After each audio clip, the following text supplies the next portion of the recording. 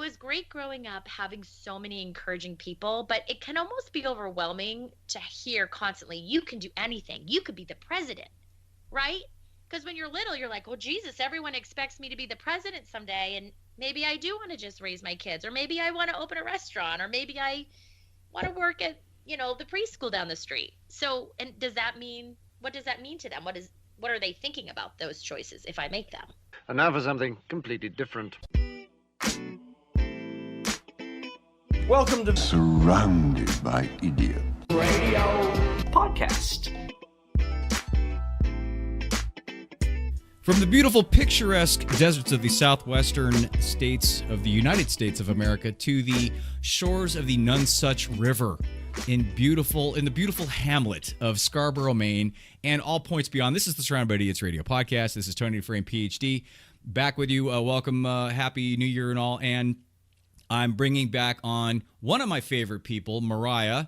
Mariah posted something really, really good. My core audience, this is their thing. This is the thing they deal with all the time because I do too. So I'm attracting the energy that I'm putting out I'm attracting it back, and I think we're just trying to commiserate with each other. But it's perfectionism.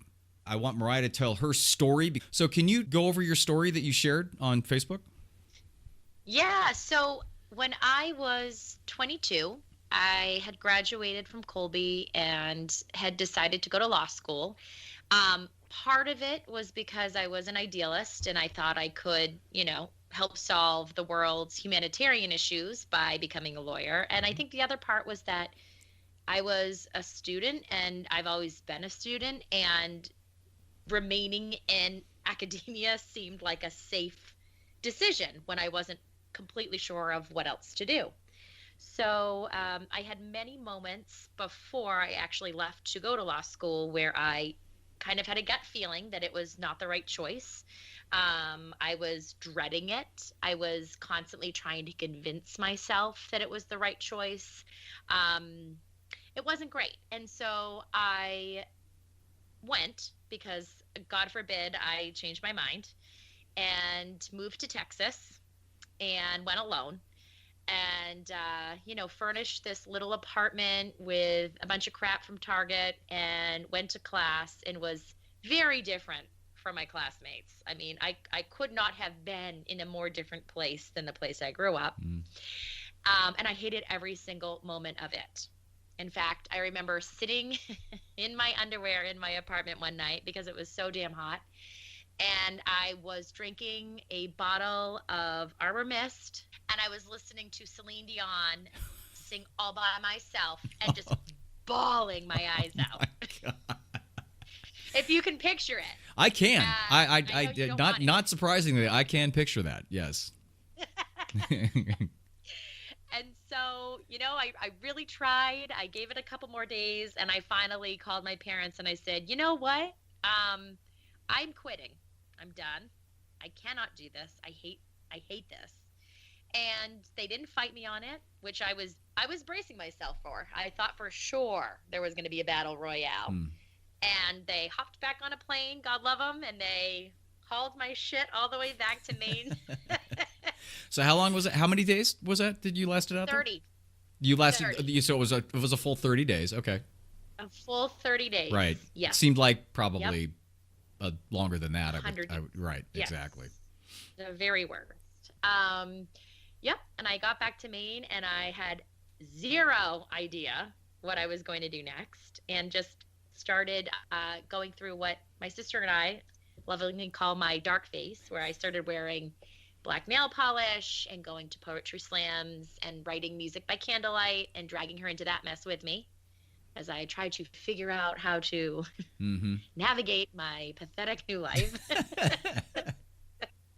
Yeah, it was ugly. It was ugly. But, and I was so ashamed, I was just horrified. I didn't want to talk to anybody. I was embarrassed. I thought everyone was going to look at me as this big failure for leaving, or think that I couldn't cut it or wasn't smart enough.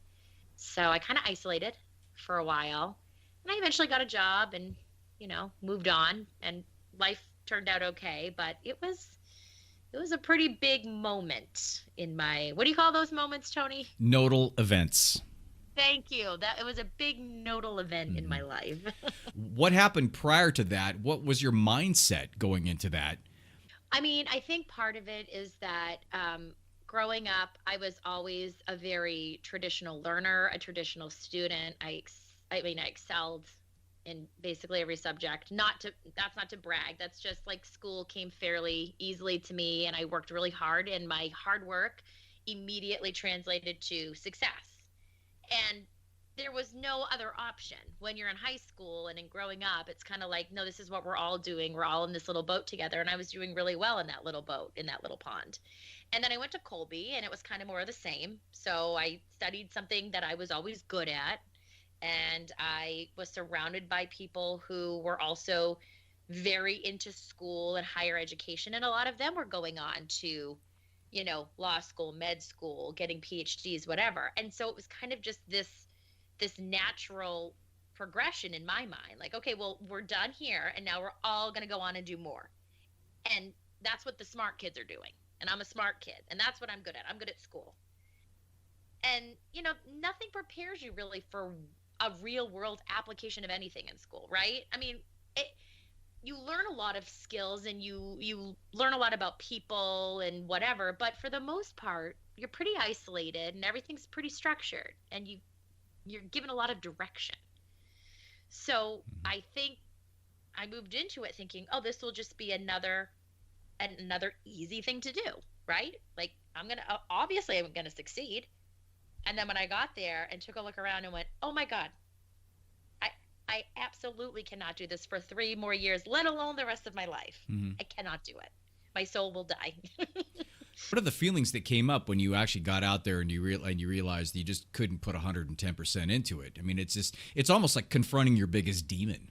There was a point before I went to law school where a friend of mine, I say that with air quotes because a friend wouldn't say this to you, but he was kind of crass, and he was on the phone with me one day, and he said something to the effect of, people like you aren't lawyers and leaders. You belong barefoot in the kitchen. Quote me. Wow. And I died a little bit inside because I had always struggled with my whole life just being a kind of a people pleaser, non-confrontational, not very good at advocating for myself. And to me, that was a very much a slap in the face because I felt it was true to some degree. And so I kept hearing that voice. Not that that was the only thing, but that was one thing, like, oh my God, is everyone thinking this? And is everyone going to just nod and go, of course she dropped out. Like, she needs to just, go raise some kids. Not that there's anything wrong with that, but you know what I mean? Like, I was really struggling with what my identity was and how I was being perceived. And it was more important to be perceived a certain way than to actually be happy. How did you want to be perceived? I wanted people to think that I was smart and determined and successful and financially sound, and I wanted them to think I was making the world better, and I wanted them to think that I was, really kind of like fulfilling this destiny that I was always meant to do. And it is hard. I think it was great growing up having so many encouraging people, but it can almost be overwhelming to hear constantly, you can do anything. You could be the president, right? Because when you're little, you're like, oh, Jesus, everyone expects me to be the president someday. And maybe I do want to just raise my kids, or maybe I want to open a restaurant, or maybe I want to work at, the preschool down the street. So, and what does that mean to them? What are they thinking about those choices if I make them? Exactly. The funny thing is that you can take perfectionism and you can actually break it down into 2 things. It's more the internal external thing. There's one called self-oriented perfectionism, and as the oldest in the family, you and me, Yep. that comes with a lot of that sometimes. In terms of Right. just because you're in that position and you are the first and you're the one to set the example, and you're also and so that a lot of times that plus just personality traits in regards to the dynamics of the family, sometimes it creates some level of perfectionism, which is a very unconscious thing at all, a lot of times during your life, and something that a lot of people don't deal with until They have to, or until they can't, if that makes any sense. If they're up against it and then they can't, then they implode. There's the other part of perfectionism. It's called socially prescribed perfectionism, which is a bit of a both of those things kind of put together, because it's your internal thing and you're trying to do what you're trying to do, but you're looking for the reinforcement from from your environment in order to continue forward with that. And then when your friend comes along and says, you should probably just be a mom, basically, and you're like, hold on a minute, man, it's not like I don't disagree with you. But Right. that's not my identity, and that's not me. And then I would be letting down not only myself if I didn't follow this path, but everybody else that expects me to do this. Right. And that's the debilitating thought process of a perfectionist, because it keeps you in that box to where if you do need to go out, if you do need to expand into a certain dynamic or a certain level or a certain area of life, and you can't because you're constrained by that thought process, that subconscious thought process, then you're just doomed. Then that's when depression comes along, and that's when anxiety comes along. And as a matter of fact, that there was a study done in 1990 and 1993, and it indicated that perfectionists are at a greater risk of experiencing depression than non-perfectionists, especially during periods of stress like school and work and relationships, or after experiencing failure. You have this mindset that everybody around you has that expectation as well, which is generally not true, but that's what keeps you stuck in that. And then that puts you in that downward spiral to where then you're letting yourself down, and then you think you're letting them down, and then you're putting on too much pressure. Well, a lot of times what happens is you get to that point and then you bail or you procrastinate. When you get to the point where it's not working for you and you don't have the flexibility because you're stuck in that perfectionist bubble, then procrastination sets in, because it's almost like it's a shutdown. It's an overload. It's overthinking, analysis paralysis, overthinking, whatever you want to call it. It just shuts you down. And then you will rationalize doing anything else.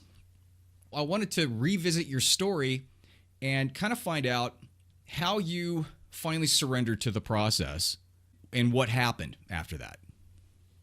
Yeah. So, I mean, it got to the point where I just decided, you know what? You need to just get a job. First of all, you're going to start paying loans soon. So let's just get a job and let's get some money coming in, and then we'll go from there. And I knew that I needed to stay at home for a bit to save some money.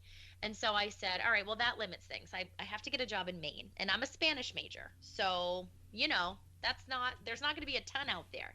Okay, yeah. So I finally got a job after a couple months at an insurance company as a customer service rep. And I was a bilingual customer service rep. So I had clients who spoke English and Spanish. And I hated that job. I loved the environment. I loved the people I worked with, but the actual job was possibly as, if not more, soul-sucking than going to law school. And so at that point, I thought, you know what? It doesn't really matter. You just need to kind of suck it up for now because you have no experience or life skills otherwise. And so to make myself feel better, I started volunteering at the children's ward at Maine Medical Center. And I was a child life assistant. So I was just with kids and kind of helping them prep before their procedures, keeping them happy, keeping them calm, playing, whatever, art therapy. And I loved it. I loved being in the hospital. I loved being with the kids. I loved talking to their parents and kind of helping them through that hard point. And I knew I wanted to do something kind of in that realm, but I didn't have the confidence. I was not a science person. Okay. I was never labeled. I was an arts and humanities girl. Okay. Mm-hmm. So I thought, oh God, anything medical, that's science and math. That's not my forte. So I found a great job at the Make-A-Wish Foundation. And I went, oh my God, this is perfect. I get to work with these same pediatric patients and I get to do things to make them happy, but I don't need to be good at these other things. And that was great. But then that wasn't enough, because then I kept getting interested in the medical part of it. I was more fascinated by that than by the other parts of my job, working with the doctors, working with the nurses. And then I met Chris. And Chris needs to get a lot of credit because he has always been my he's always been my number one fan with this stuff, and he's never ever said to me like, I don't know if you'd be good at that. Like, my parents were always really supportive, but even they, with the nursing stuff, they were like, really? Hmm. Like, and my mom's a nurse, and I think she kind of was like, why would you want to do this? Like, you could do something so much more glamorous. This is not a glamorous world. But I didn't care. I'm not a glamour gal, so it's fine. But he kept, when I had come up with the idea, like just tossing it around, he thought it was awesome. And he kept encouraging me to think about it and look into it. And I finally bit the bullet, and I was like, you know what? I'm just going to start taking these classes. I'm going to start taking these prereqs and see where it goes. And it was a process. I met you when I hadn't even started nursing school yet. That's right. It was Yeah. it was a long process, probably 4 to 5 years in the making between coming up with the idea and actually graduating. But it was amazing. And it was like a new hard, like nursing school wasn't any easier than law school, but I was in it and I was happy to do the work and I was motivated to stay up late studying and just soak it all in. I wasn't dreading it. The key that you had indicated was you have to decide to do something first. It's so simple, it's oversimplified. It's just you do the first thing that's right in front of you. You take that first step on that first brick in front of you just to get the thing going and momentum going. Then did you have to, on your path going through that, did you have to constantly remind yourself to just chill out and let things happen? Or was there a different mindset that you took on, and how did you get that? I had to be so patient. I was not used to having to wait for things or spend years working toward a goal before I achieved it. It wasn't like a linear path, like you said. And so, it between starting the actual classes for prereqs alone, I was first in Indiana while Chris was finishing his career stuff, his schooling and training. Then we were in Arizona, and I was still chipping away at prereqs and threw myself into another totally different type of nonprofit work and had to really wait, and I had to get some rejection letters because it's not easy to get into nursing school. And I had to kind of wait for all of this timing to be right. And so I kept, every time I would get frustrated, and I did, because at this point I also had probably 4 or 5 friends who were all going back to school for something in the medical field, and they were all just like seamlessly transitioning. Oh, isn't that the worst? Isn't that the worst? The worst. Because it's not just it's not just going on Instagram and seeing the influencers or the perfect filtered bodies or whatever in terms of looking at things in context or comparison. It's people So it was really hard, I won't lie. And I had a lot of ugly green moments, and luckily I had physical distance from all of those people because it certainly wasn't their fault, and I didn't love them any less, but I didn't want them to see kind of what I thought of as this ugly side of me.